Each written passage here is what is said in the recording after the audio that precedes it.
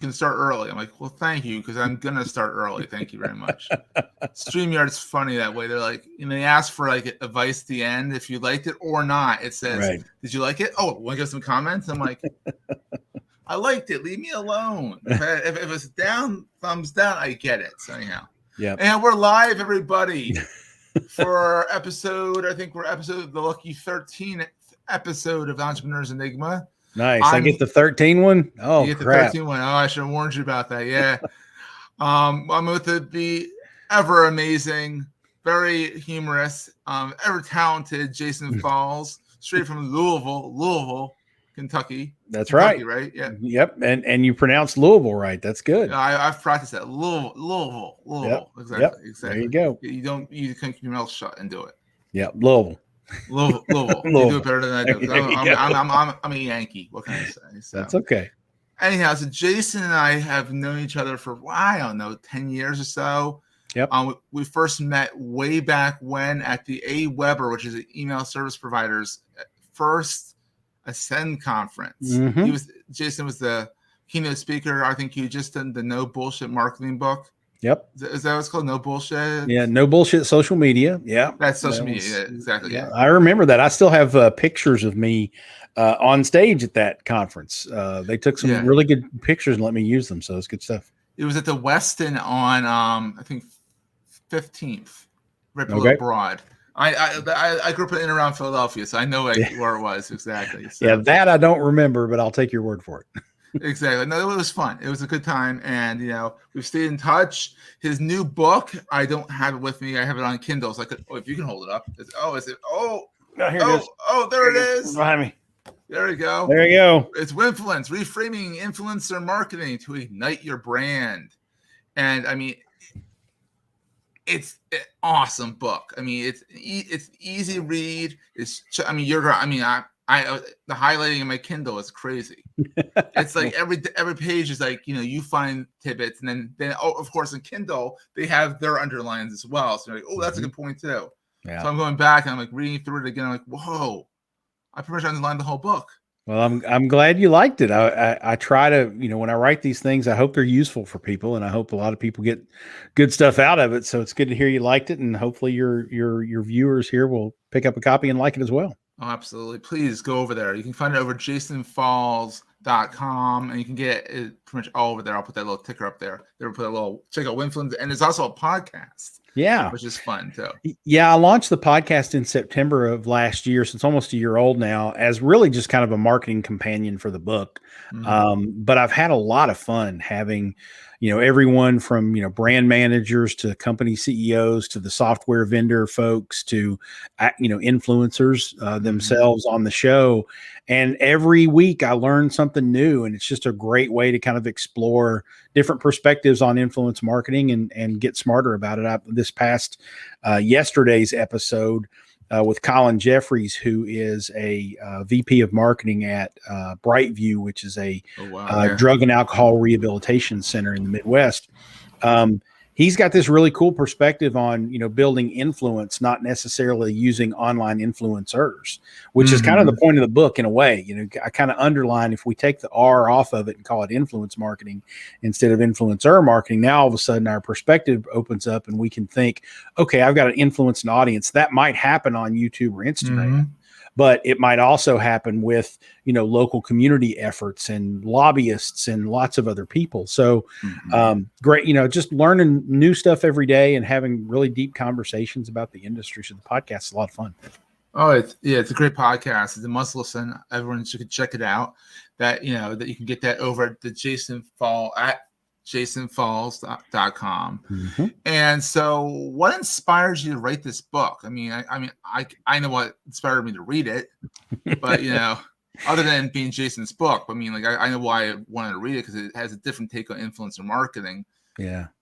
There were two things going on at the time. I started writing this thing in late 2019. Oh wow. And so early 2019. I started writing in the spring, and then I had to wait for the publisher to catch up and get it published. but yeah, I started writing it, and there were two things going on at the time. First of all, there was lots of coverage in mainstream media about influencers, and it was all negative. It was the media talking about how they're superficial and all it is selfies. And, they were talking about the ones who airbrushed clouds into their pictures on Instagram, and, the ones who weren't doing anything effective. And because the mainstream media is where a lot of small business owners, as well as, medium and large, marketers and whatnot, get their information about these niche topics, a very negative portrait was being portrayed about influencers. If you're not in the marketing wheelhouse talking about this stuff every day, sort of marketing geeks like you and me, a brand manager is not necessarily going to hear the whole story. So I knew that because I spend my days working with influencers that are very effective at moving the needle, at driving sales, at in creating brand lift and brand awareness, and so on and so forth.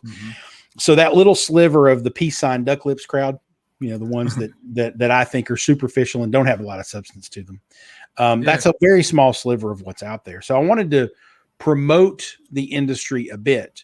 But then I also, at the same time, was working through influence marketing strategies with some clients at Cornett. And we were doing things that other people weren't doing. We were laying influencers on top of each other for different types of campaigns. We were triangulating things. We were doing a lot of offline influence, which is where that idea came in of, well, wait a minute, it's not just about Instagram and YouTube. We can also use people of influence, or influential people, not just influencers.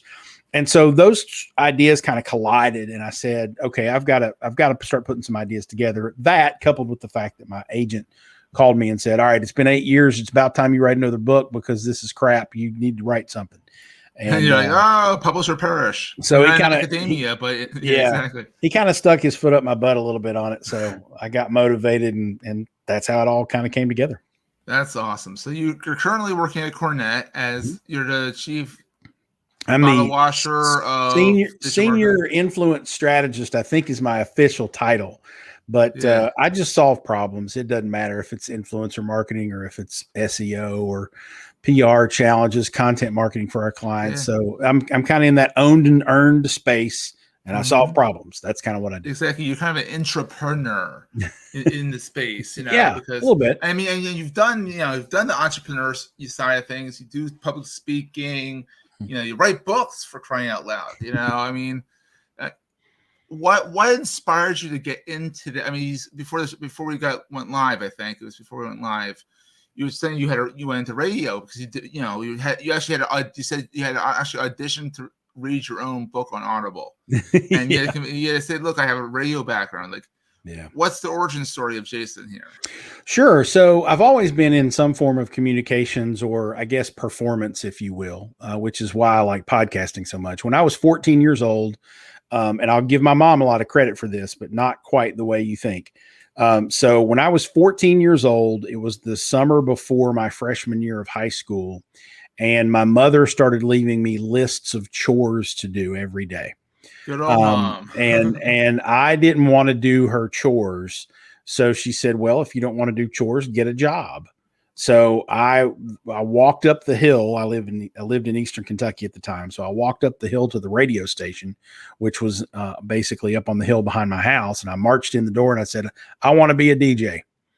And they knew me. They knew who I was. They knew my mom. She had been the editor of the local newspaper. So it wasn't like it was. So communications is in the blood. Yeah. Yeah. It wasn't like a cold, just some kid walked in off the street. They knew who I was and they knew my mom. But I said, I want to be a DJ. And they said, well, go in the studio and read this little AP wire copy script and we'll see what you sound like. And I put on my best fake radio voice and and they said, well, you can start Friday. And so wow. In high school, in high school, I worked at the radio station. I did, a couple of weekend shifts, not a whole lot of heavy lifting, but I eventually, I loved working at the radio station so much. And I loved being behind the microphone and performing that I just got good. I started practicing and I would take advice from the engineer and the other DJs and whatnot. And I just figured out how to do it. Eventually I started doing play-by-play for my local high school football and basketball teams. I started doing sideline reporting on some other games. And then when I was 16 years old, 2 years later, one day, the morning show guy at the radio station I was working at just didn't show up one day. And they called me and said, "Hey, can you come in and do a shift?" And I'm like, "Yeah." And so for like the summer before my senior year or junior year in high school, I was the morning drive time guy. Oh, so, wow. A high school student. Yeah. So I did that in high school, and I loved that whole world. So I went to college and got a degree from Morehead State University in Kentucky in radio, TV communications. And then while I was in school, I wrote sports stories for the local newspaper, and then got hired by the sports information department, the PR guys for college athletics, to kind of help them work.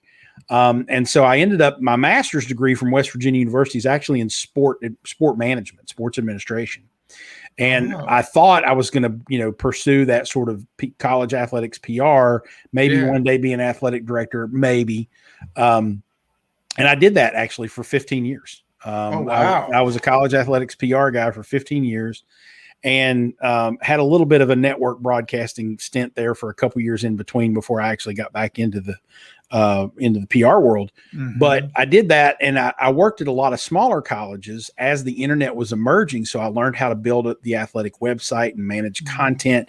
And I was playing on forums and message boards, trying to figure out how to get more people to pay attention to my student athletes and our teams.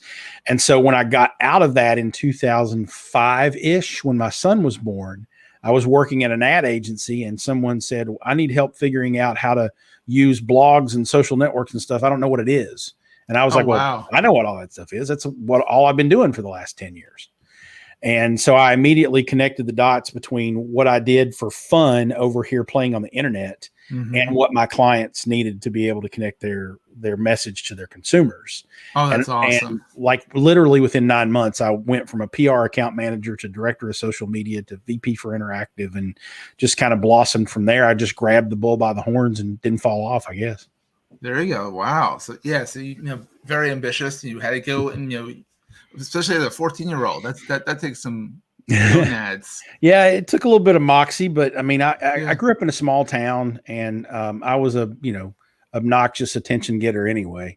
So it was the one place. You're very much an introvert, right? Very much an introvert. It was the one place in town I could probably work, and it made sense. That's awesome. Yeah, so it was fun. I had a good time doing it. I thought I was a hell of a lot more impressive than I was, but did you have was your voice like it is now, or was it still very high pitched? Well, no, it wasn't high pitched. I had the same tone, but I didn't have the polish. And I grew up for your viewers out there. I grew up in Eastern Kentucky, where the Hatfield and McCoy feud was. So a lot of people I grew up with, they talk like this. They're kind of Southern and lazy and twangy in the way they talk. So I had to practice and rehearse to get that out of my system. I still have a little bit of twang, but it's like cute twang. Like there's a few words that make me sound a little country, but I don't sound terrible country. You sound like you're from Louisville. You sound like you're a suburban country. There you go. But so I actually competed in speech and drama in high school, and worked on my broadcasting. I would get up every morning as a 15, 16-year-old, and I would get the newspaper, and I would read the stories out loud while I ate my breakfast, because I was practicing enunciation. I was practicing rhythm and tone, pace, because I had to read those news stories on the air later. And so I just practiced, and it was one of those things that I eventually got to the point to where I sounded pretty good on the air. I knew how to breathe right. I knew how to control how I talk. I knew how to, talk at length ad nauseum when the record player doesn't fire or the reel-to-reel machine breaks while you're talking. You don't stop. You keep talking. So as you're fixing things, you're still talking. You're like, exactly. Why is this not working? You've got to learn when you're on the air on a radio station. You've got to learn that if you shut up, all of a sudden that's dead air, and that's not good. So you just keep talking until you can, put something in the cart machine, play a commercial or something, until you can take a breath. And then you go, oh. Exactly. So I learned how to do all that and be, kind of a broadcaster, which is actually kind of the front end of my career. And now I don't know that I'm on the back end, but I'm some sort of midway. But now I've come back full circle to doing podcasts and live streams like this and whatnot. And so it proved to be pretty good training ground for what I'm doing now. Yeah, it's interesting how everything, you look at the internet, the first half of the internet, the first half of what we know as the consumer internet, we'll call it that. was, between, I would say, what did you say? It was like 94, 96 ish. Yeah. Through like 2011, then everything is sort of turned upside down. I mean, and there's books out there that say like, that's when people started saying, it wasn't as broadcast, as more conversational. Yeah, I think in terms of social media and people actually connecting on the internet, you're right. Sort of phase one, I think, came up to 2009, I would argue, and the advent of the iPhone. And when smartphones began to be in everybody's hands, now all of a sudden the internet was different. Facebook was there, and Twitter was there, and LinkedIn and YouTube were there, but they didn't really get that gasoline on the fire effect until everybody could do it from the palm of their hand. And once they did, I remember SMSing to Twitter. Mm-hmm, yep.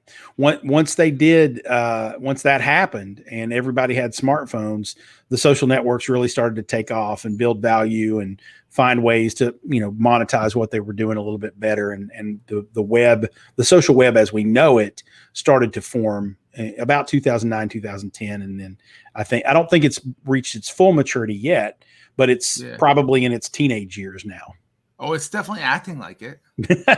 Yeah, that's true. Oh, wow, it's acting like it. Well, and this is a whole nother like rabbit hole conversation, but I think we're starting to deal with the negative repercussions of what happens when everybody gets to be a publisher and everybody can voice their opinion and thinks their opinion matters. Because now you've got just noise from everybody. And then of course, there's the whole, fact checking and fake news and all that kind of stuff that's, it's a little bit of a Pandora's box that we've opened up. Hopefully we can figure out a way as a society to figure that out in the next few years. Hopefully. So your last book was the no bullshit social media. And that was the first book. And then Winfluence is the latest book. And then in between I had the Rebel's Guide to Email Marketing with DJ That's Waldo. it, yeah. Yeah. Mm-hmm. I knew there's more than two. I was like, I knew there's more than two, but apparently your agent was like, all right, you got to keep it going. Exactly. So people can go over to jasonfalls.com and get more information about the podcast. Yeah. And they can go ahead. Oh, I'm sorry. I think you blipped out there. I didn't mean to interrupt you. Go ahead. Problem. No, and then they can also find you on Twitter. You're very active on Twitter, right? Yeah. I'm still active on Twitter, Facebook, a little bit on Instagram. I don't do as much on Instagram as other people. I'm actually pretty active on LinkedIn too. I love LinkedIn. What LinkedIn's doing now. I mean, they're really grabbing the bull by the horns. I mean, they did a really nice job of sort of slowly rolling out LinkedIn Live and giving access to a certain number of people. I was fortunate enough to get early access to LinkedIn Live, and so my my Digging Deeper show, which I do for Cornette, started out as something different, but when I did start doing it on LinkedIn, it kind of blew up. I had a really nice viewership there early on because I was, one of the few people doing it. There was no noise. Yeah. No, it's leveled out now because there's a lot more noise in the stream with live video there. But I like what LinkedIn has done lately in terms of empowering content creators, prioritizing video, moving some of the newsletter features and blog features into the forefront. There's a lot more thought leaders now, like Charlene Lee, who are doing their email newsletters based on LinkedIn content. Yeah, and so I think they're doing a really nice job of building that sort of B2B business environment. Yeah, I'm still trying to get in on the newsletter part. I just discovered that I had LinkedIn Live on my personal, on my profile. So we're on that. Hi, everybody. But But the newsletter thing, I'm like itching for that one. I'm like that looks really cool to kind of just be able to not take everyone's email address and put it outside of LinkedIn and spam everyone, because that's like a big no. You don't do that. Yeah. But being able to use your graph and share stuff out to people who want to follow you, Yeah, it's good. I think we're going to start to see also in especially in the world of influence marketing over the course of the next 3 or 4 years. I think we're going to start to see a little bit of the pendulum swing back to where content creators are owning that channel. That they're going to do more blogs and email content. I would love that. than they would necessarily put all their eggs in Facebook or Instagram or YouTube or TikTok's basket. I think you're going to start to see content creators diversify where they're publishing, not necessarily shut anything down. But I think because of the manipulation and the changes that the Facebooks of the world are bringing to the table of trying to get their piece of the monetization pie of these influencer relationships, I think you're going to start to see influencers start to go, wait a minute, I don't want to rely on Facebook for connection to my audience. I need to recruit my audience over here into an environment I can control. Owned media. Exactly. And LinkedIn is doing a better job of letting that happen. Now, LinkedIn's not a smart channel for B2C type influencers, but LinkedIn's serving as a nice little model of let's empower them, not try to monetize them immediately. Absolutely. And I keep on telling my friends, do you happen to know Shannon McGill? I know the name. Yeah. Yeah. She's very big on blogging on the platforms. And I'm like, Shannon, you need to get a blog. I will build you a blog. Because this is rented media, not owned media. And she actually is my co-host in my other podcast, Digital Marketing Dive. Yeah, that's where I know her from. Yeah, exactly. So she's we're going to get her on this show as well. But Jason, thank you for coming on. This has been so much fun, just catching up with you. And the book, like I said, is fantastic. You can get it everywhere pretty much. Hold that book up again. There it is. And, beautiful Winfluence. Forward by David Meerman Scott. That's a good one. Yeah, exactly. It's a very good forward, and like I said, it's an easy read, which is nice. It's not textbook. I think it should be a textbook. I think people should be reading that in business school. I think business school should be reading more of the easier reads, less of the dry text, because I think you're going to actually retain it more. Well, I appreciate the kind words, and I definitely think it's worthwhile for anybody who wants to really get a grasp on how to approach influence marketing strategically.